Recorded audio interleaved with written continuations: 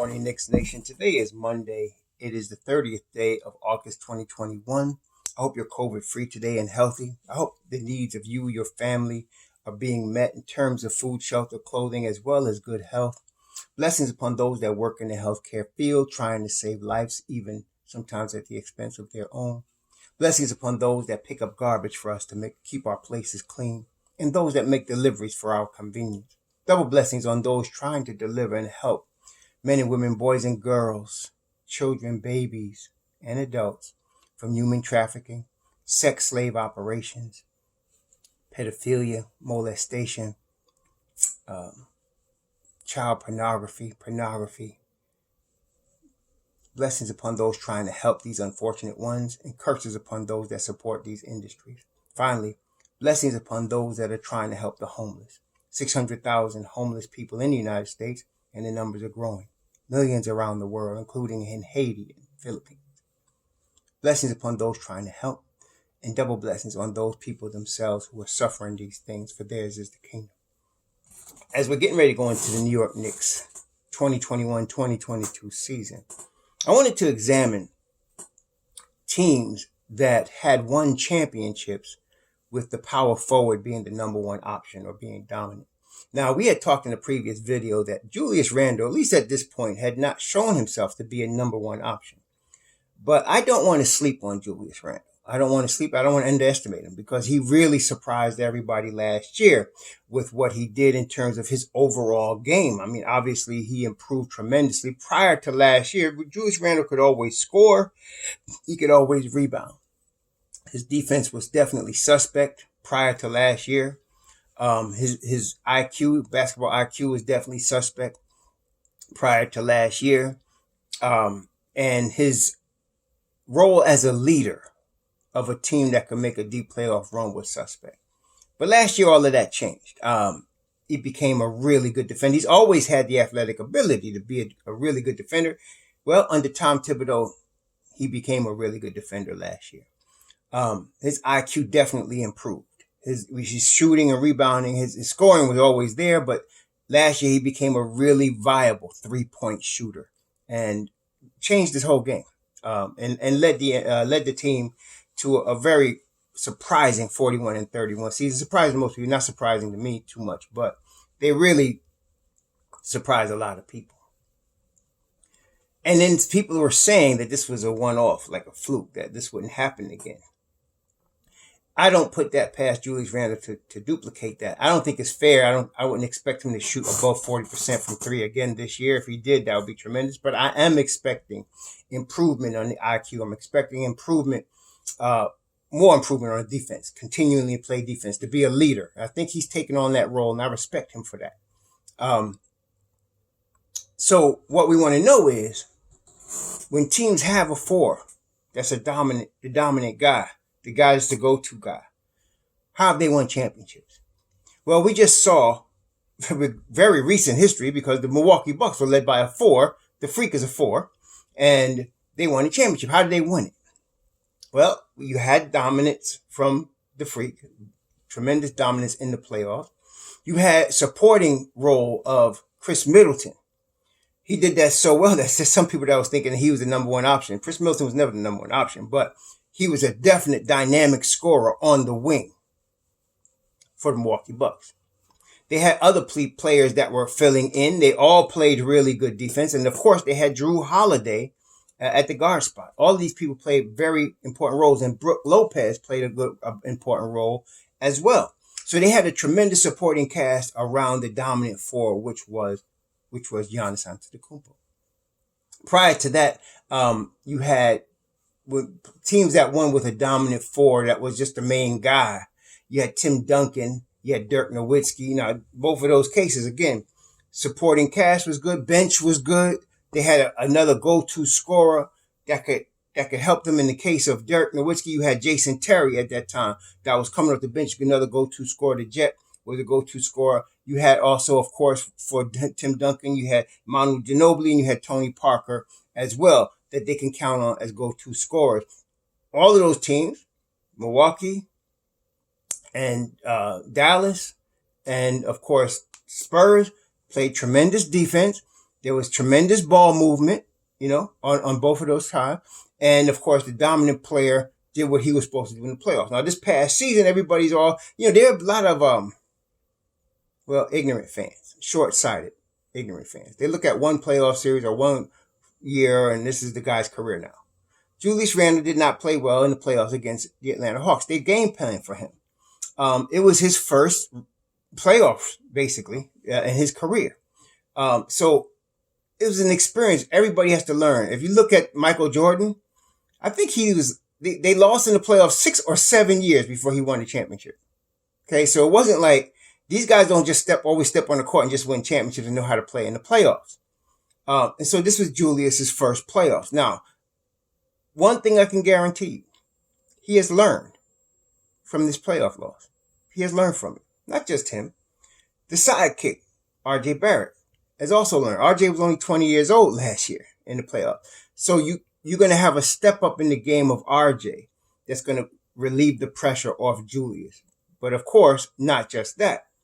Evan Fournier is going to be there on the wing, who is a very consistent 16, 17 point scorer. And then, of course, you got Kemba Walker, who's also, in last year they considered it a bad year for Kemba Walker. And he still averaged 19 a game. Okay? He still averaged 19 a game in a bad season. So, if he even comes back at that, we're going to be in good shape. And that last year we were too dependent on Derrick Rose to be the sidekick. And he ran out of gas, basically. Derrick Rose is 32. This year going to be 33. Okay. I don't know who all you guys was thinking he's going to start 82 games or something, play 40 minutes again. No. So last year he ran out of gas because his real role is the bench. And he can really kill it, as we know, coming off the bench. So Julius, now, of course, we talked about before the importance of a healthy Mitchell Robinson. You get Mitchell Robinson healthy with everybody I just named, and I'm telling you, the Knicks could surprise some people and make a deeper playoff run than we think. Okay, they really could. Things got to be, just like I said, you got to have a healthy Mitchell Robinson. You got to have a step up and improvement on R.J. Barrett. You can't overwork Derrick Rose. Kemba Walker, I'm not as worried about Kemba because if Kemba gets hurt, if Kemba can't play, we are so deep. I'm really confident in Deuce McBride. I'm very confident in IQ, although I don't think he's a point guard. I'm very confident in our bench. And of course, D Rose, I'm confident in our bench that we will be able to withstand that storm. I'm not thinking Kemba is the key that's going to get us the championship. But if he is healthy, we're going to be a problem. We're going to be a problem. No question about it. If Kemba gets us 67, 65, 70 games, we're going to be a problem. We really are we're going to make a lot of noise in Eastern Conference. But we're talking about Julius being the dominant player. Tibbs is very loyal to his guys. Julius became one of his guys last year. And so he's going to Julius is going to be the focal point of the offense. Julius is going to hopefully have learned. I know he's going to have learned from last year's experience. He's going to look for his teammates. Now, some of you talking about he has to learn to go right. He's never going to learn to go right. Just get over that. He's a left-handed dominant player, but he goes to his right. He does go to his right. He has go-to moves where he's going to his right. Like he goes from left to right when he shoots a jump shot, almost like a fadeaway on the right side of the key. He comes from the left side, goes to the right. He does a couple moves where he does go to his right. His game is his game. Okay. He's not Michael Jordan. He's not Kobe Bryant. Okay. He has limitations to his game. He's not Tim Duncan. Well, even Tim Duncan, the great Tim Duncan, had limitations to his game. You hardly saw Tim Duncan shoot 3-point shots, for example. Okay. So every player has limitations. But within what Julius brings to the table, he can shoot the three. He can go off the dribble. He can score on all three levels. Okay. And he's a rebounder. And he's now a defender. So what he brings to the table is enough to really push us forward with the supporting cast that we have. The key thing here, though, is the IQ. He's got to give up the rock. He can't try to carry the team when he's being double teamed. He fell into that in the playoffs and it threw him out of whack. Julius is, as we kind of know, Julius's game is a lot also based on his head. If a team can get in his head, it can mess him up. If he can keep his head, he can be really dominant. If he's really relaxed and keeps his head, he can be dominant. Sometimes like he got too relaxed trying to be relaxed and got slack and lost the ball a couple of times. But I understand because he's trying to stay relaxed and stay within his head. If he does that and he passes out of double teams and he reads the defense well and he allows the weapons that he has around him, which is Kemba, Evan, RJ, and others, to do their work, we're going to be a really dangerous team. We really are. And Julius is the key here. Okay, he really is because, like I said, he's going to be the number one option. Okay, most of us understand that he's not really a number one option, but he's going to be the number one option. Okay, I just don't want him to dominate the ball like other number one options because he's not an unstoppable force like an Allen Iverson or he can be stopped like a Kevin Durant. He's not like that. He's not a LeBron James or a guy that you just can't do anything about when he wants to score. That's not Julius. But I really think he knows that. And what do I give me that indication? Last year, because he surprised me in his attitude last year. Very great leadership. But also, the contract he signed. It's a lot of money, right? $116 million. But in terms of the levels of superstar, that's not the superstar level money. Okay, it's a star level money, but it's not superstar level money. And to me, him signing that makes me understand that he knows his limitations. He didn't fight it. He signed the contract, moved on. And he said he wanted to help the organization add talent when they could.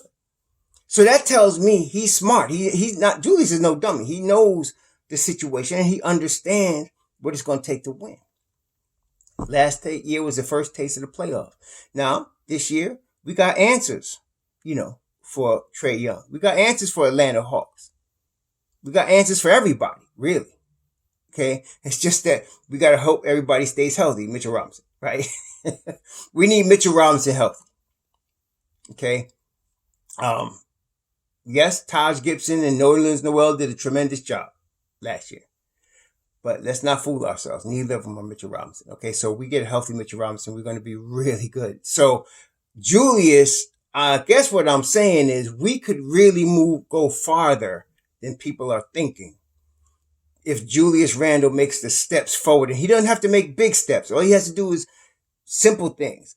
Passing out of double teams, recognizing double teams, trusting his teammates to make big plays off the dribble. Like last year, he really learned to trust Reggie Bullock. Problem was Reggie Bullock couldn't do anything off the dribble. He had to have a spot up three.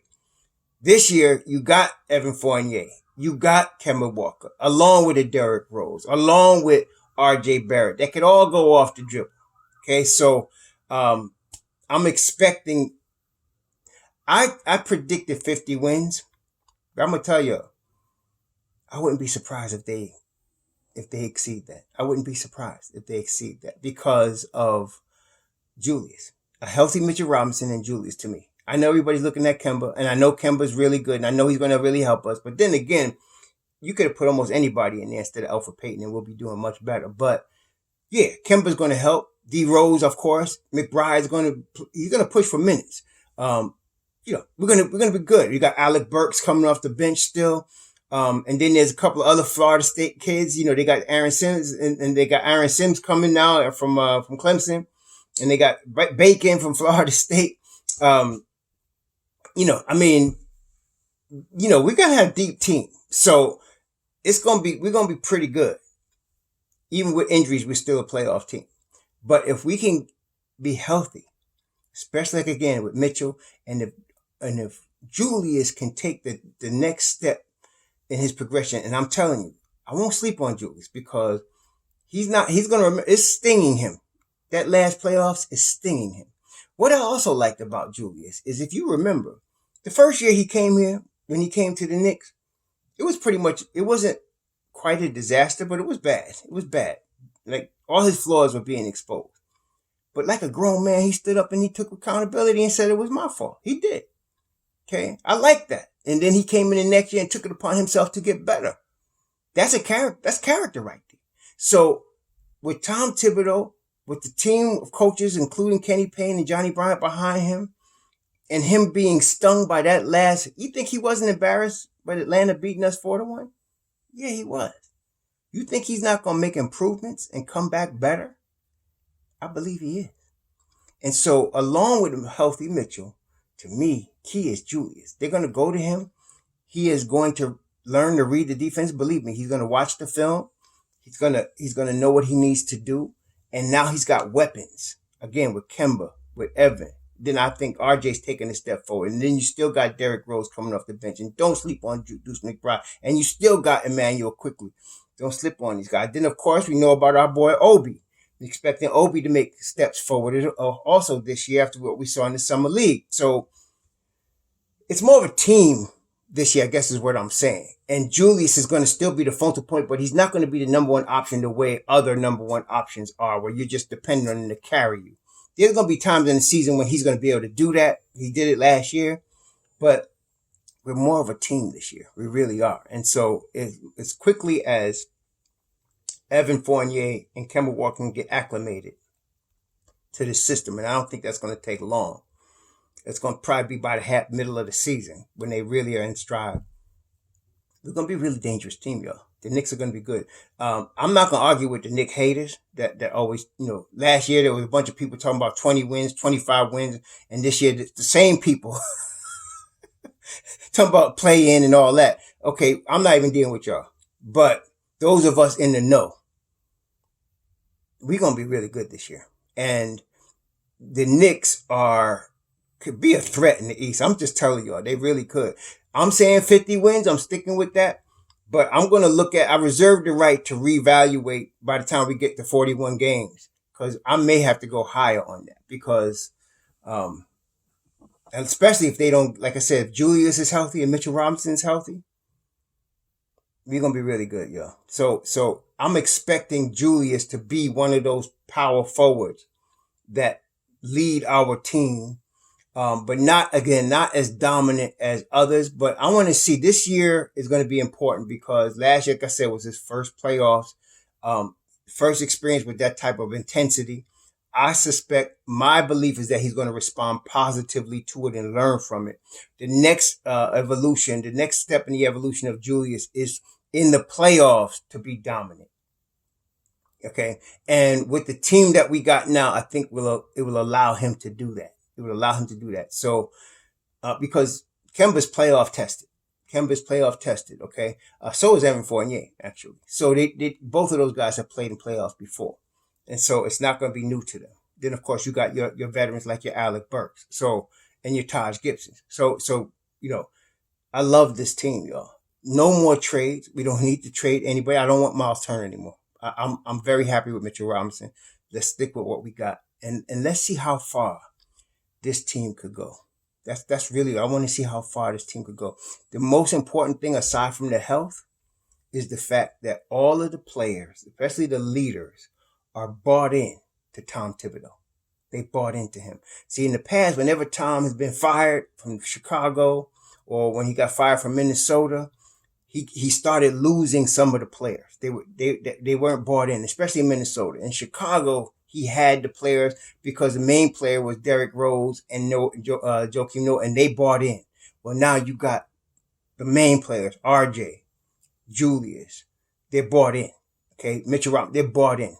So when you have that and you have the team that we have, you have a chance to do some special things. And so Julius is going to be a key this year. I don't know what his stats are going to be. I know he's not going to be below his career averages. He's going to be an 18-10 guy at the least. He could go much higher. Last year he was like 24-10. He can go much higher than that. But I'm expecting better IQ out of him this year. I'm expecting smarter basketball from him. And I think he's going to produce it. So I'm excited. And what I like about Julius, when they questioned him, you heard what he said. They don't know nothing about me, and I'm using nothing. But he said they don't know ish about me, and that's true because I thought I knew him until last season. Then I realized he's much more than I realized in terms of his character, and so I think he's going to move forward again this year, take another step forward, and that step forward is going to be very good for our team. Okay? 50 wins, y'all. 50 plus. Have a good Monday. Shalom.